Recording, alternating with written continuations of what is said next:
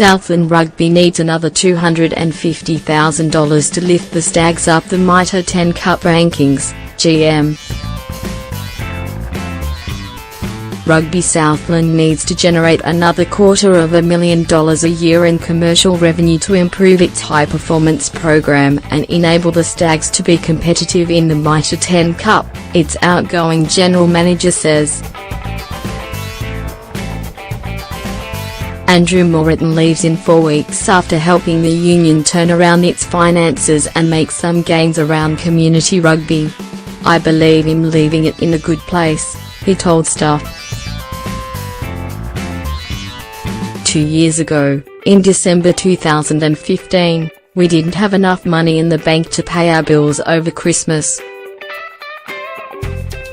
Mitre, who joined Rugby Southland at that time after a career in the banking industry, oversaw a restructuring of the union's finances and internal systems and processes.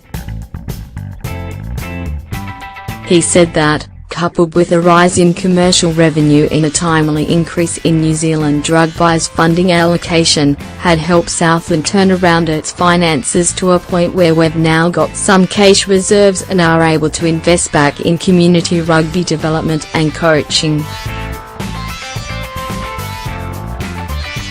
He said Southland had a $3.5 million annual turnover, of which $1.4 million came from NZR. "We are very reliant on commercial revenue. Our gate income is quite low," said Mitre, who declined to divulge the exact figure.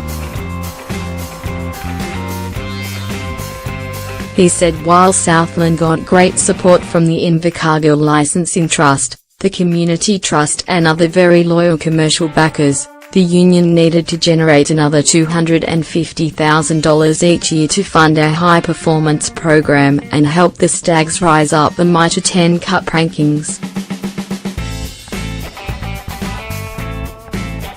Mitre said the union had had some positive responses from potential backers, but would also have to look offshore at revenue opportunities.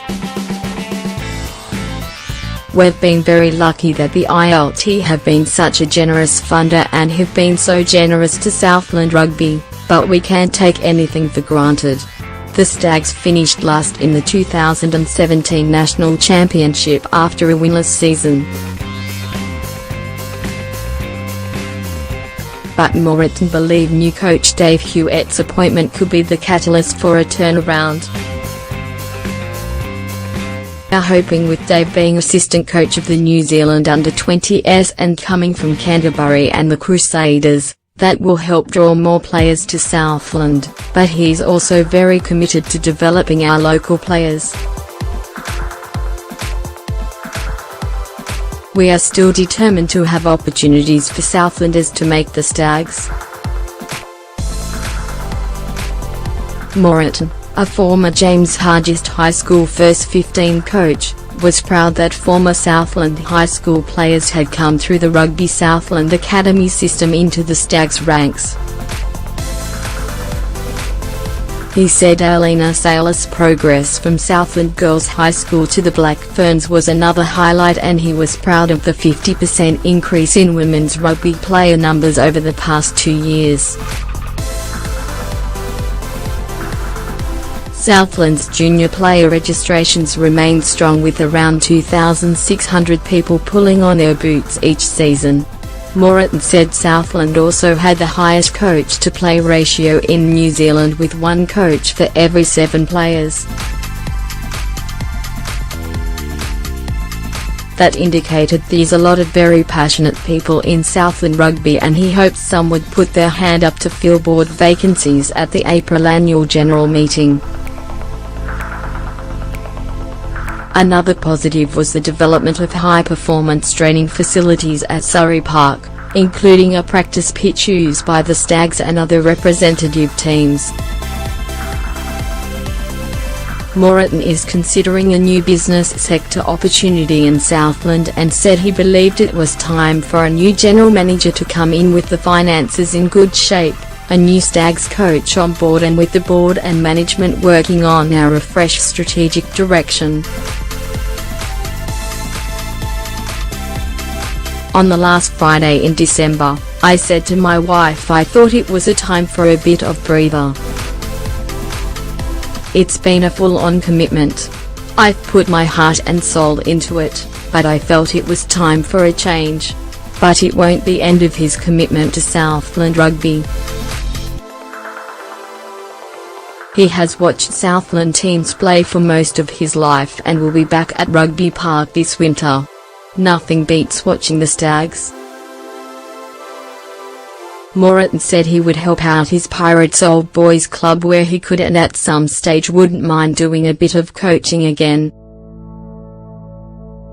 He would also not rule out a governance role, but felt it was good to step away for a couple of years and then come back. He said sports had to remain innovative to adapt to changes in society in an era where a lot of people are playing sports online without pulling their running shoes on. Programs such as Stag Tag, a form of rugby with scrums and lineouts but no tackling, were proving popular, and rugby would have to look at shorter time window competitions to give more people options to be involved. Southland Rugby has partnered with Touch Southland on a program to develop more female rugby players.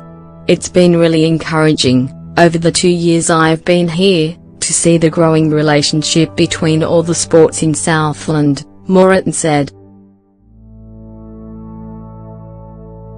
That's been a real highlight. The interview process is underway for a new Southland Rugby general manager.